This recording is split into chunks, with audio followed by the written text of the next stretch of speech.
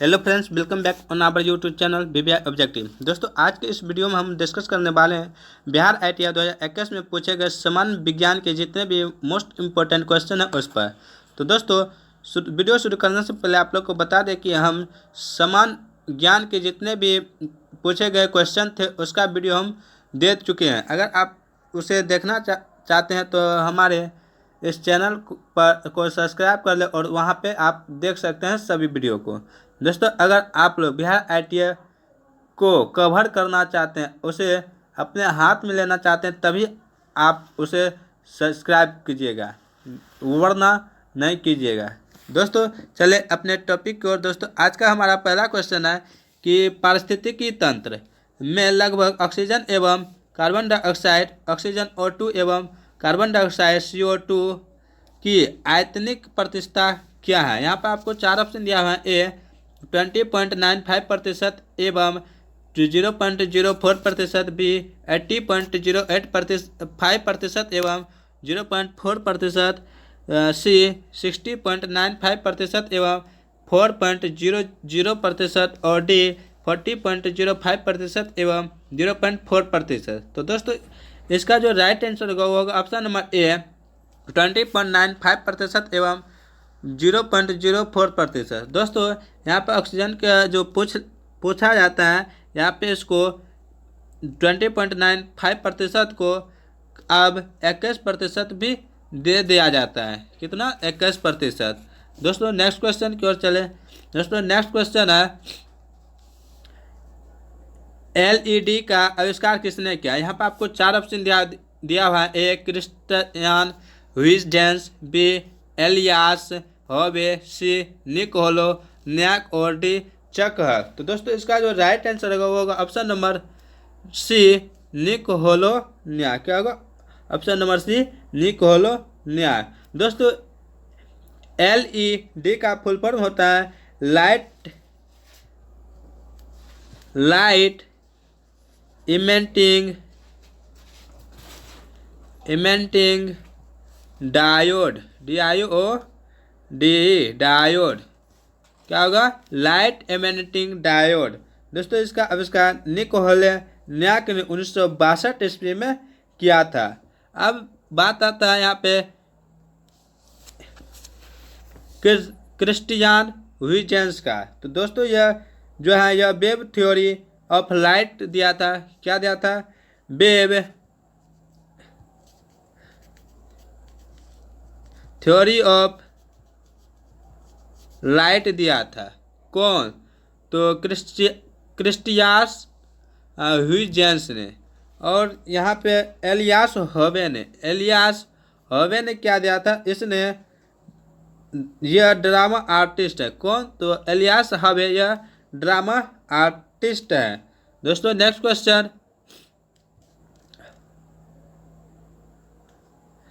Question है कि एक लेंस वायु में अभिसारी लेंस या उत्तल लेंस की तरह कार्य करता है और पानी में अपसारी लेंस या अवतल लेंस की तरह।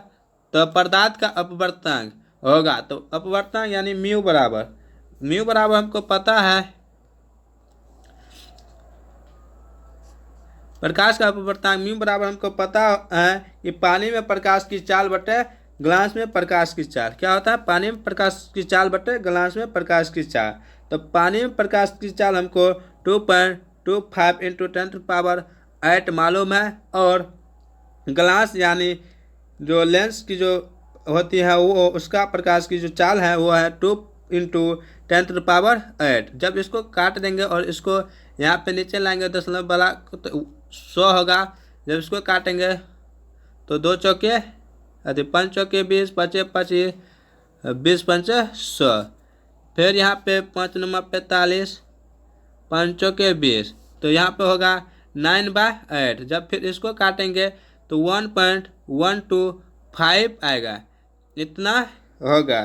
तो दोस्तों, इसका जो राइट आंसर होगा वो होगा इतना। एक्यूरेट आंसर 1.25 होगा, 1.125 होगा। अगर यहाँ पे इसमें लाएंगे ऑप्शन में तो यहाँ पे इसका option number C right answer होगा 1 एवं 1.33 के बीच होगा। तो इसका option number C right answer होगा। दोस्तों नेक्स्ट क्वेश्चन की ओर चले। नेक्स्ट क्वेश्चन है अम्लीय वर्षा इसके फलस्वरूप है। यहाँ पर आपको 4 ऑप्शन दिया है। ए CO2 की अत्यधिक मात्रा, बी कार्बन मोनोऑक्साइड की अधिकता, सी SO2 एवं NO2 की अत्यधिक मात्रा और डी NH3 की अत्यधिक मात्रा। यानी दोस्तों बता रहा है कि अम्लीय वर्षा किसके कारण होता है, कि CO2 की अधिक मात्रा होने के कारण, या कार्बन मोनोऑक्साइड के मात्रा होने के कारण, या SO2 या NO2 की अधिक मात्रा होने के कारण, या NH3 की अधिक मात्रा होने के कारण, किसके कारण अम्लीय वर्षा होता है। तो दोस्तों इसका जो राइट आंसर होगा वो होगा ऑप्शन नंबर सी SO2 एवं NO2 की अत्यधिक मात्रा होने का। जब SO2 प्लस या जब H2O यानी जल के साथ अभिक्रिया करता है तो यह बनाता है SO2, क्या बनाता है SO2H2 सॉरी क्या बनाता है H2SO4 बनाता है, यही बनाता है। जब यह फिर से बताते हैं,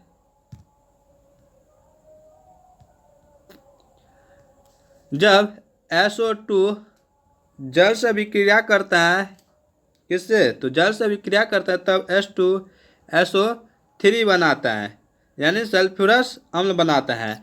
और जब NO2 अभिक्रिया करता है जल के साथ तो यह HNO3 बनाता है, क्या बनता है HNO3 नाइट्रिक अम्ल।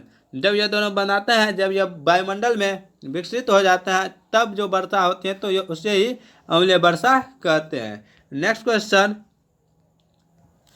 निकट दृष्टि दूर करने के लिए प्रयोग करना चाहिए। यहाँ पर आपको 4 ऑप्शन दिया हुआ है। ए अभिसारी लेंस, बी अपसारी लेंस, सी अपसारी दर्पण और डी अभिसारी दर्पण। तो दोस्तों इसका जो राइट आंसर होगा वो होगा ऑप्शन नंबर बी अपसारी लेंस। दोस्तों अपसारी लेंस को अवतल लेंस भी कहते हैं। अगर दूर दृष्टि दोष दूर करने के लिए पूछता तो वहाँ पे देते अभिसारी लेंस, क्या देते हैं अभिसारी लेंस। अभिसारी लेंस दूर दृष्टि दोष को दूर करने के लिए, इसे अभिसारी लेंस को उत्तल लेंस भी कहते हैं। दोस्तों नेक्स्ट क्वेश्चन,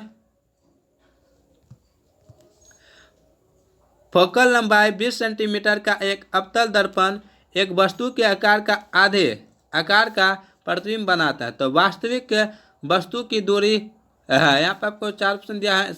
ए 60, बी 5, सी 11 और डी 12। तो यहाँ पे आपको बताते हैं फार्मूला के हिसाब से यह कैसे बनेगा। दोस्तों यहाँ पे हमको m दिया हुआ है आवर्धन, यानी m बराबर आवर्धन दिया है -1/2, ठीक। और m बराबर निकाल लेते हैं -v/u से, 1/2 बराबर -v/u।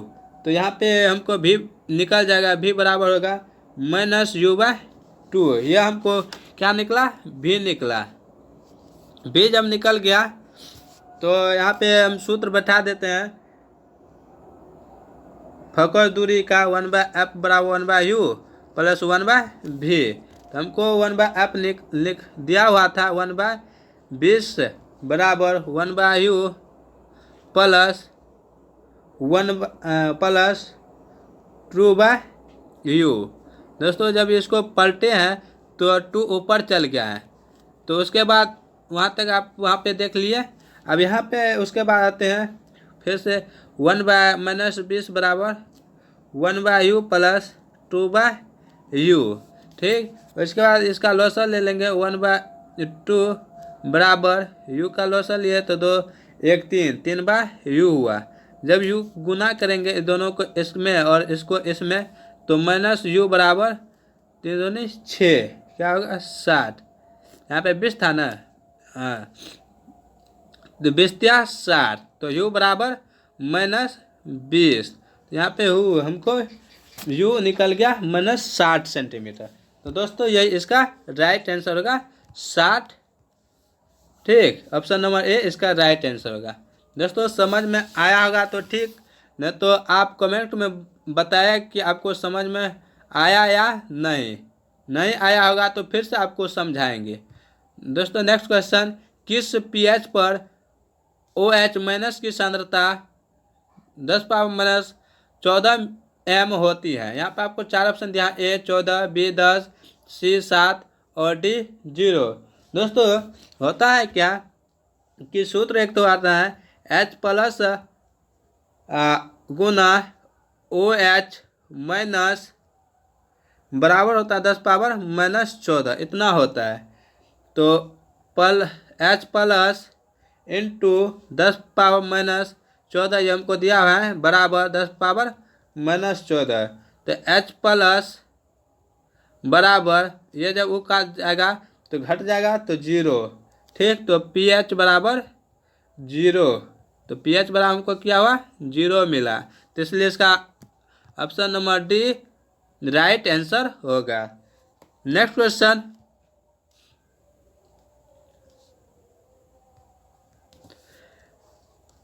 टेर्यूरियम उस ही समूह में है जिसमें यह है। यहाँ पे आपको 4 ऑप्शन दिया हुआ है A N B C C0 यानी O और D H। मतलब कि N का मतलब नाइट्रोजन, C का मतलब कार्बन, O का मतलब ऑक्सीजन और H का मतलब हाइड्रोजन।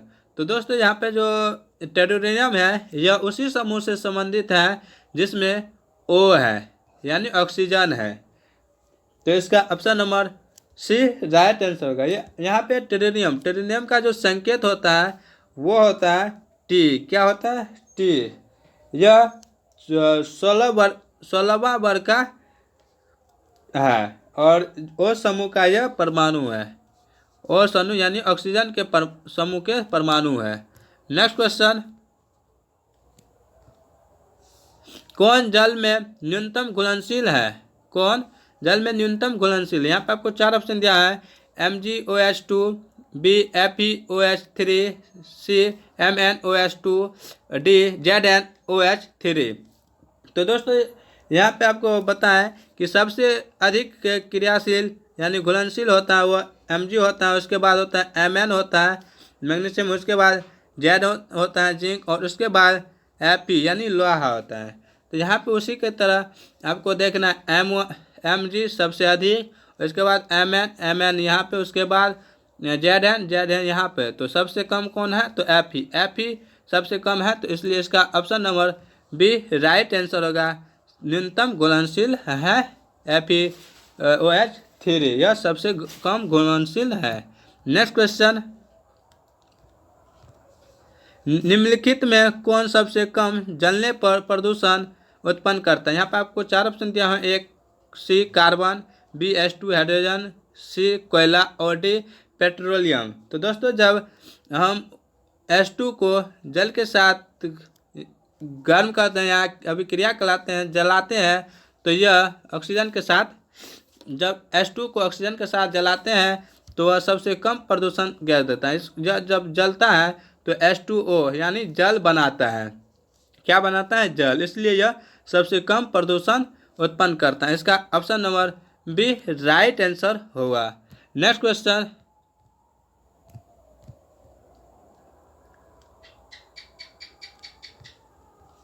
निम्नलिखित में कौन एक बायोगैस का अवयव है। यहाँ पे आपको 4 ऑप्शन दिया है। A methane, B nitrous oxide, C carbon dioxide और D oxygen. O oxygen, carbon dioxide CO2, nitrous oxide NO3 और मीथेन होता है CH4। तो दोस्तों इसका जो राइट आंसर होगा ऑप्शन नंबर ए मीथेन, यह बायोगैस का अवयव है। नेक्स्ट क्वेश्चन, साबुन द्वारा निर्मल का क्या सिद्धांत है। यहाँ पे आपको 4 ऑप्शन दिया है। A पृष्ठ तनाव, B प्लवन, C संयाता और D प्रत्यस्था। तो दोस्तों इसका जो राइट आंसर होगा वो होगा ऑप्शन नंबर ए पृष्ठ तनाव। क्या होगा पृष्ठ तनाव। साबुन द्वारा निर्मल का क्या सिद्धांत है तो पृष्ठ तनाव है। दोस्तों पानी में डालने पर पृष्ठ तनाव कम हो जाता है, किसका साबुन का, और पृष्ठ तनाव बराबर होता है यानी T बराबर होता है F/L। यहाँ से आपको इसका SI मात्रक निकल जाता है। बल का होता है यानी F मतलब बल, बल्ब का SI मात्रक होता है न्यूटन और लंबाई का SI मात्रक होता है मीटर। तो यह इसका पृष्ठ तनाव का जो SI मात्रक हो जाएगा वो होगा न्यूटन पर मीटर। क्या होगा पृष्ठ तनाव का SI मात्रक न्यूटन पर मीटर। तो बल का होता है न्यूटन और लंबाई का होता है मीटर। जब ये दोनों को करेंगे तो पृष्ठ तनाव का ऐसा मात्रक निकल जाएगा न्यूटन पर मीटर। नेक्स्ट क्वेश्चन, निम्नलिखित में कौन ग्रीन हाउस गैस है जिसके कारण वातावरण का तापमान प्रभावित होता है? यहाँ पर आपको 4 ऑप्शन दिया है। ए क्लोरोफ्लोरोकार्बन, बी फ्रीऑन, सी कार्बन डाइऑक्साइड और डी कार्बन मोनोऑक्साइड। तो दोस्तों इसका जो राइट आंसर होगा वो होगा ऑप्शन नंबर ए क्लोरोफ्लोरोकार्बन। यह ग्रीन हाउस गैस जिसके कारण वातावरण का तापमान सॉरी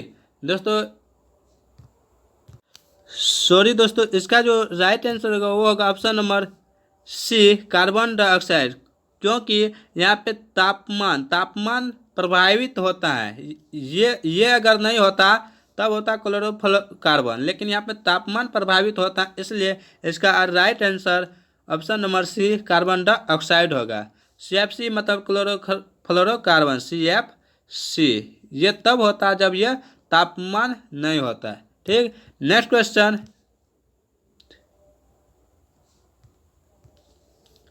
सूर्य की ऊर्जा उत्पन्न होती है। यहाँ पर आपको 4 ऑप्शन दिया है। ए आयन द्वारा, बी नाभिकीय संलयन द्वारा, सी नाभिकीय विखंडन द्वारा और डी ऑक्सीजन द्वारा। तो दोस्तों इसका जो राइट आंसर होगा वो होगा ऑप्शन नंबर बी नाभिकीय संलयन द्वारा। सूर्य की ऊर्जा जो उत्पन्न होती है नाभिकीय संलयन द्वारा उत्पन्न होती है। दोस्तों सूर्य का जो ईंधन होता है वो हाइड्रोजन होता है। क्या होता है?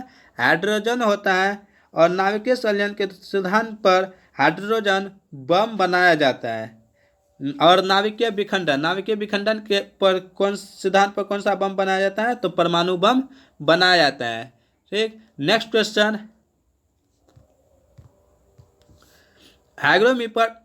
हाइग्रोमीटर से क्या मापा जाता है? यहाँ पर आपको 4 ऑप्शन दिया हुआ है। ए ध्वनि, बी वायुमंडलीय आर्द्रता, सी अपेक्षित घनत्व और डी इनमें से कोई नहीं। तो दोस्तों इसका जो राइट आंसर होगा वो ऑप्शन नंबर बी वायुमंडलीय आर्द्रता। हाइग्रोमीटर से वायुमंडलीय आर्द्रता मापी जाती है। और जब हाइड्रो होगा, जब हाइग्रोमीटर से वायुमंडलीय आर्द्रता मापी, जब हाइड्रो होगा ड्रो, तब उसमें आपेक्षिक घनत्व मापा जाता है। ऐसे होता है। हाइड्रोमीटर जब होगा तब अपेक्षित घनत्व होगा, और हाइग्रोमीटर जब होगा तब वायुमंडलीय आर्द्रता होगा, इसको मापा जाता है। दोस्तों नेक्स्ट क्वेश्चन, न्यूटन के गति के कितने नियम? यहाँ पर आपको 4 ऑप्शन दिया है। ए 2, बी 3, सी 5 और डी 4। तो दोस्तों यहाँ पे न्यूटन जो है इसके 3 नियम है। न्यूटन के प्रथम नियम, न्यूटन के दूसरे नियम, न्यूटन के तीसरे नियम और न्यूटन के तीसरे नियम। ये तीनों नियम न्यूटन का है। दोस्तों न्यूटन का प्रथम नियम से हम पाते हैं कि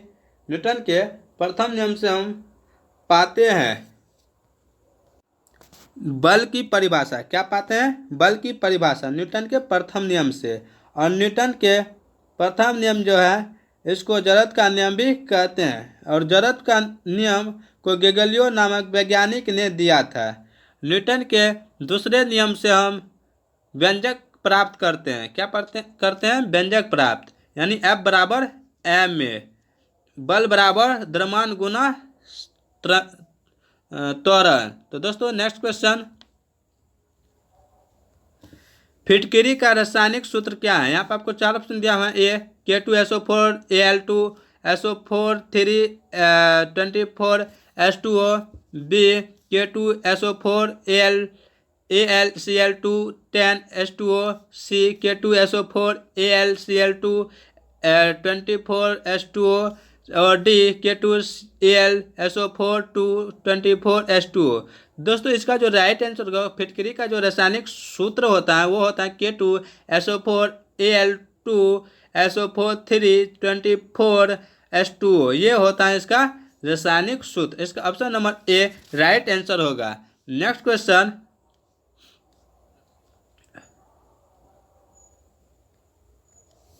यदि λ1 λ2 तथा λ3 क्रमशः वायु, जल एवं इस्पात में अनुदैर्ध्य तरंग हो तो यहाँ पे आपको 4 ऑप्शन दिया होगा। लैम्डा ए बड़ा होगा लैम्डा 2 से, लैम्डा 2 बड़ा होगा लैम्डा 3 से। बी में लैम्डा 1 छोटा होगा लैम्डा 2 से, लैम्डा 2 छोटा होगा लैम्डा 3 से। सी में लैम्डा 2 से बड़ा होगा लैम्डा 3, लैम्डा 3 से बड़ा होगा लैम्डा 1। और डी में लैम्डा 3 बड़ा होगा लैम्डा 1 से और लैम्डा 1 बड़ा होगा लैम्डा 2 से। तो दोस्तों इसका जो राइट आंसर होगा वो होगा ऑप्शन नंबर बी। क्या होगा? Option number B.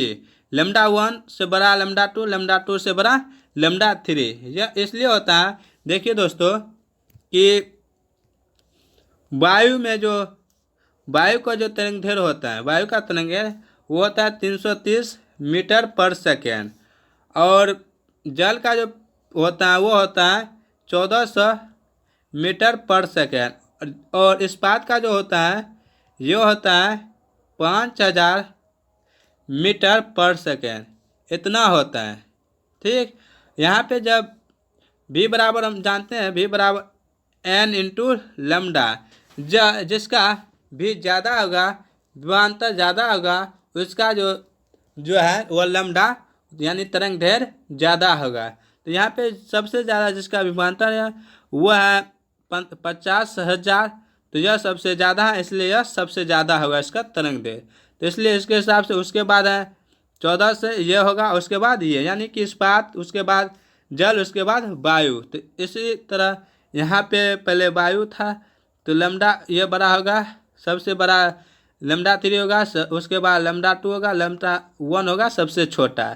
तो वायु में प्रकाश था, वायु में था जो तरंग दैर्घ्य वह सबसे कम था, इसलिए लैम्डा 1 सबसे कम। इसके बाद जल था, उसके बाद जल दिए, उसके बाद इस्पात था, उसके बाद इस्पात दिए। तो इसका option number B right answer होगा। नेक्स्ट क्वेश्चन,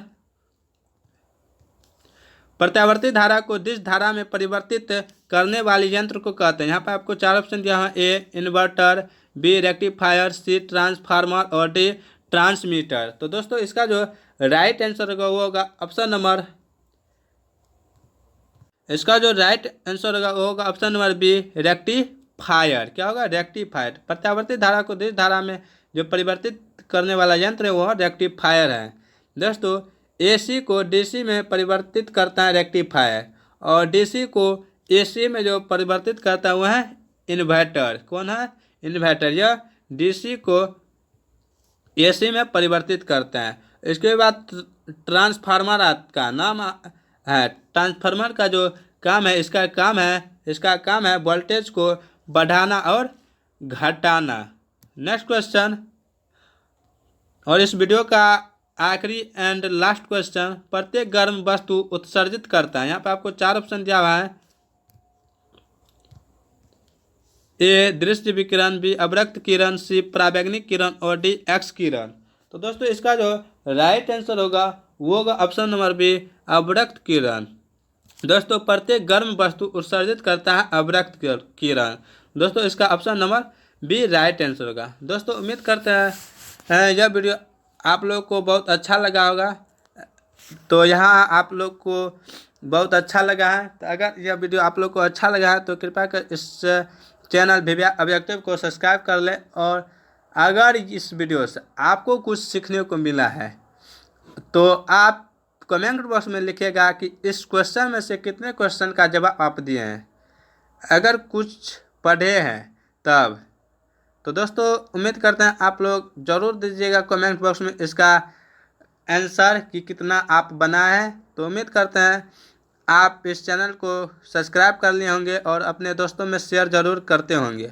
दोस्तों तब तक के लिए आज के लिए बस इतना ही। तब तक आप लोग स्वस्थ रहे, मस्त रहे, व्यस्त रहे और अपने लक्ष्य के पीछे भागते रहे। और मिलते हैं कल के वीडियो में। जय हिंद, जय भारत।